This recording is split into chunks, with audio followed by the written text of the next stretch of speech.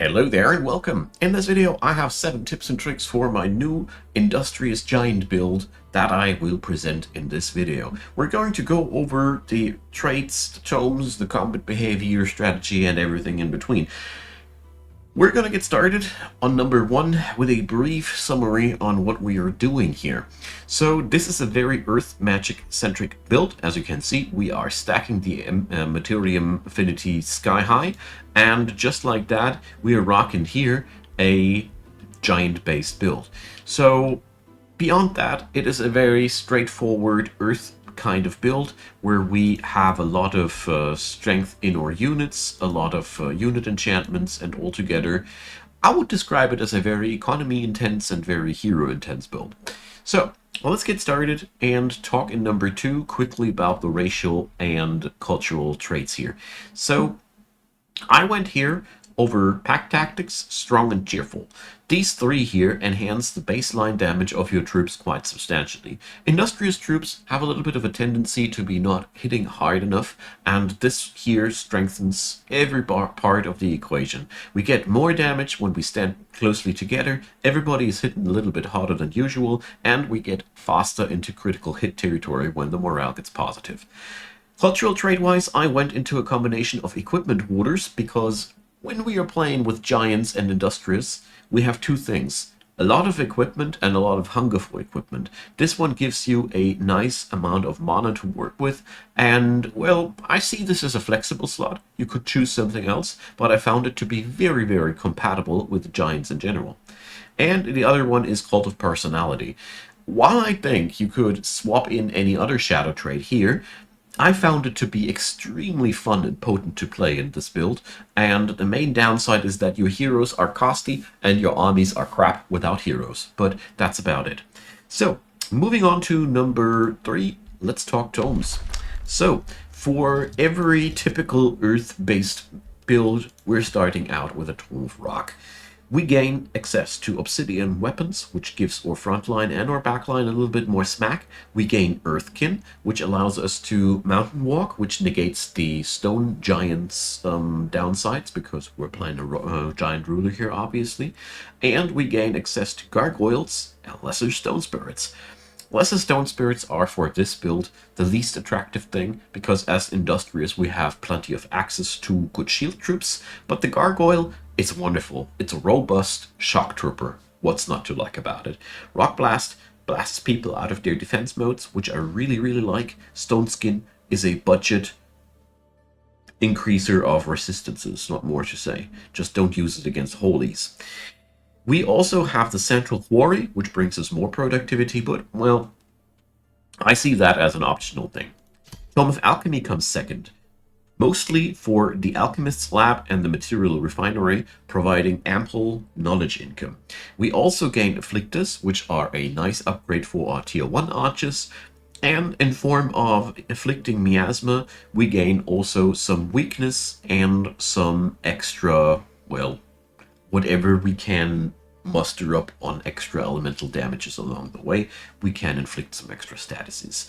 We also gain control over statuses ourselves via Mysterious Tonic and Anti-Magic Tincture, and altogether this is a economy strong and a support strong tome that holds your build nicely together. On tier 2, we pick up the Tome of Artificing for extra crits via Artisan Armaments, stronger ranged attacks for via Siege Magic. Iron Golem, again, we can skip that one. We don't need it too badly. We have the Bastions. We don't need these other things. The Bold Repeaters and the Artisan Fortifications, though, are pretty nice. I personally am a bit of a bigger fan of the Bold Repeaters, though. And the Golem Mine is really cool, as it is a perfect mine. It is basically like a quarry, just better. I like it.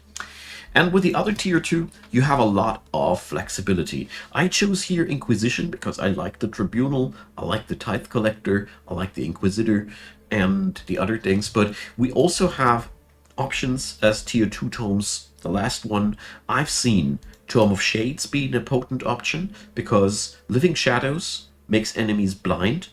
Shadow Blades makes you stronger against blind enemies. Shade Network increases your knowledge income, and you get access to a nice skirmisher, just like with the Inquisition Tome. The other option that I saw which I felt like is absolutely worth talking about, is, as a matter of fact, backtracking into Tome of Faith. You get a lot of support capabilities, you gain access to the Abbey, which is a nice knowledge income increaser, and you gain access to the Convent. So there's plenty of options. The last one that I want to introduce is Doom Herald, which is also a very good last tier 2 option here. Doom Depth Trench, it's very powerful, but it's kind of like a commitment into evil gameplay. I would really recommend it only if you expect to play evil. But Cruel Weaponry and Joy Siphoners are really two good things for this culture, and Cause Despair and Prelude of Doom are working also really, really nicely. I just don't see this Banshee too synergistic. With Tier 3, matters become very, very straightforward. We rush towards Terramancy and Geomancy. Terramancy allows us to get ourselves Rock Giants, which are really good Tier 4 units. Leyline Focus gives our supporters and battle mages some extra smack. And we gain access to plenty of different terraforming and attack spells. The Excavated Leyline gives us mana and production and world map casting points, which is an interesting thing. Follow up with the Tome of Geomancy, and you're already pretty set. The Geomancy Tome is currently so blatantly overloaded that I would always recommend picking it up. We gain access to Tier 3 elementals, we have a transformation into elementals with extra damage, with resistances, we have a Geomancer, which is a badass Tier 4 spellcaster, Resonant Blades. There's something for everybody in this package. It's just too good to pass on right now, in my humble opinion. With Tier 4, I'd be recommending Crucible and Golden Realm to get yourself some extra high-end troops. Golden Realm for massive income increases, and Crucible for massive damage increases, and then the Tome of the Creator to top it all off. It's a very straightforward build. There's not more to say about that. Moving on to number 4, Armies and Combat. So, in our roster here, the Arbalists are, in my opinion, the real hidden superstars here. They've been reworked a bit, and nowadays we have we have a lot of damage on them. They are quite resilient, and I think one of the best Tier 1 troopers the Industrious have in store. Don't overinvest into Animal Guards. They get outshadowed by the Bastions. If you have to invest into early game shields, consider summoning Stone Spirits instead. They at least evolve into Tier 3 units. The Anvil Guards are sort of a dead end at this part.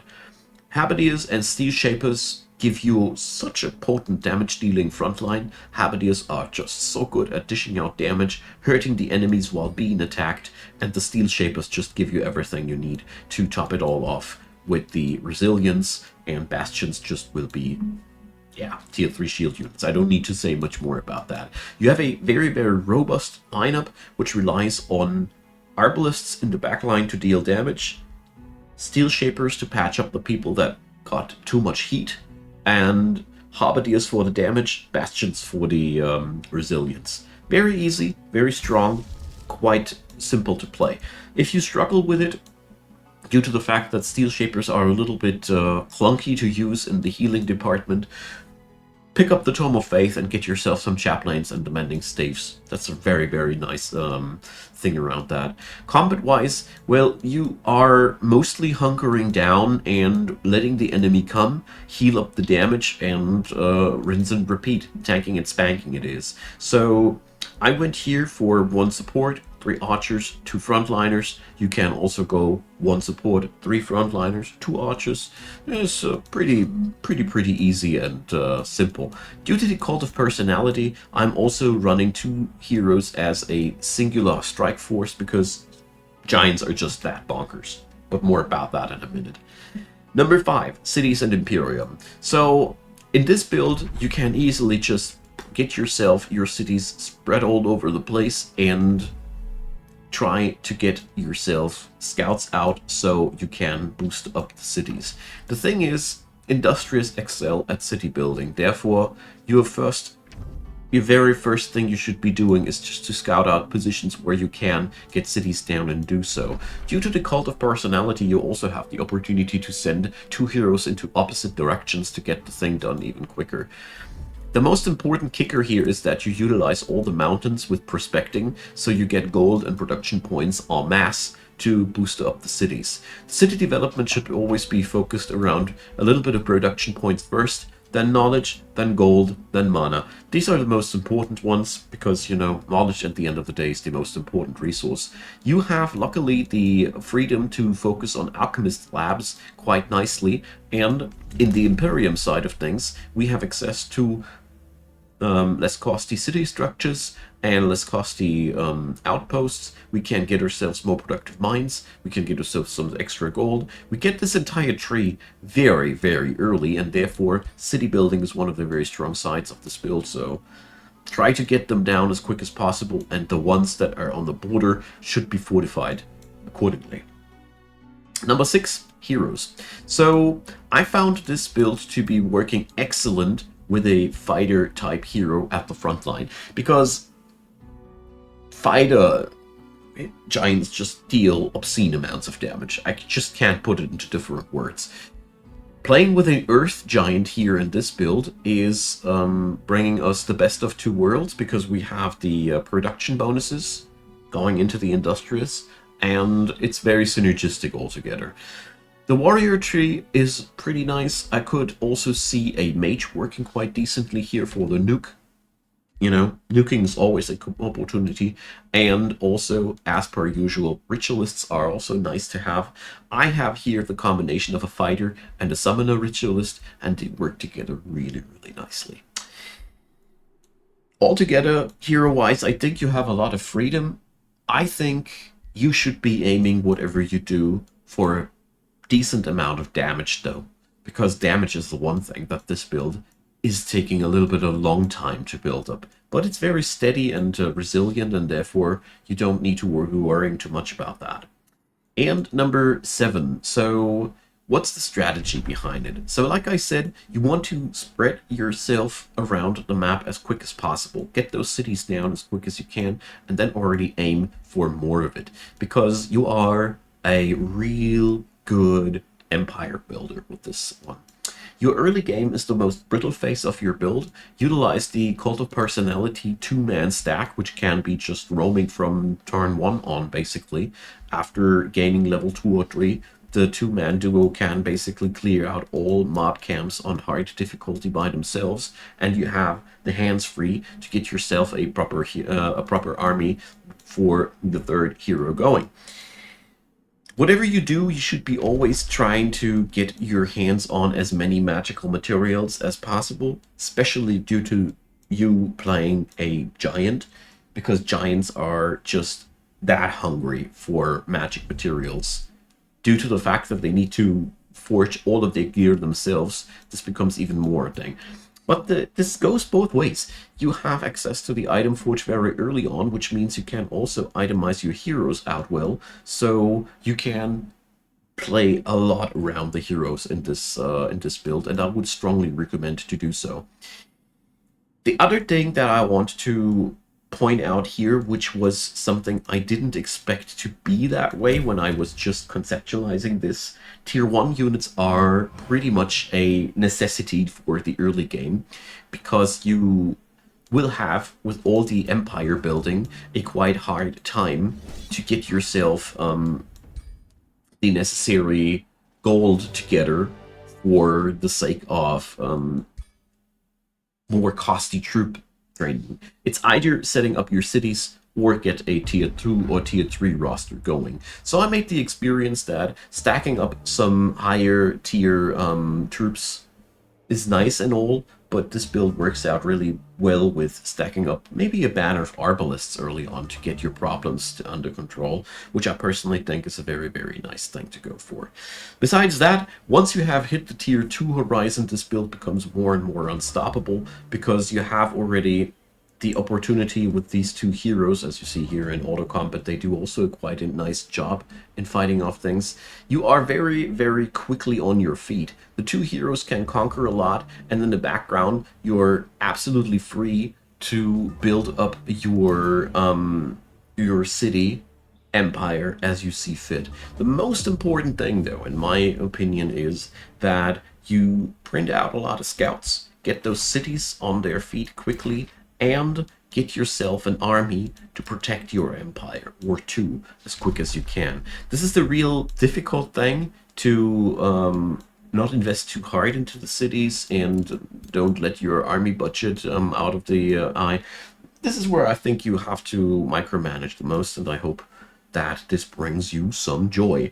To give this build a summary, if I had to rate it, I would give it a 4 out of 5 because of the slowness, but advantageous is definitely that it has a very sturdy economy. It has a nice stackable late game. You can very diversely flex into your fourth tome into various different directions, and it is therefore, in my opinion, a very, very good thing to play around if you don't mind the slow start. It is a bit of a slow starter with the given tomes, but if you are lucky and you get a nice amount of mana early on, you can mitigate that and just get yourself a lot of summons going and conquer the early game that way. But luckily, since Cult of Personality and Giants being that strong, you really don't have to worry too much about that. You can conquer nodes quite easily, but not so much empires. Yep. Let me know what you think. Leave a like, leave a subscribe, consider checking out the description box. Feel free to support the channel via membership or any other given means downstairs below. Many thanks go out to all of you who do support the channel. And of course, I want to say thanks to you for watching this video even after my personal ad break. Appreciate your time, and I hope to see you yet again. Have a good day.